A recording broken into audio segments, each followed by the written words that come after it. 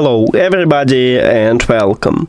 In this video I'm going to show you how to check battery level for your speaker EDIFIER MP230 on your iPhone. And we have only one option how to check it, is to create a widget. To create a widget you need to press and hold at empty space, then click Edit or Plus at the left top and Add Widget. Now scroll down and you need to find batteries. And right here we have it. You can also use a search and write batteries.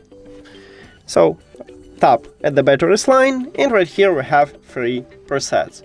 Select the best one for you, let's say that's okay for me, and then click Add Widget. And right here you can check battery percentages anytime, but make sure that your speaker turned on and connected to your phone.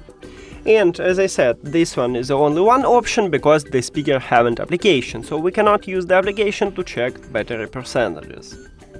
That's it. Thank you for watching this video. If you found it helpful, please consider subscribing to the channel and leave the like on the video. See you later!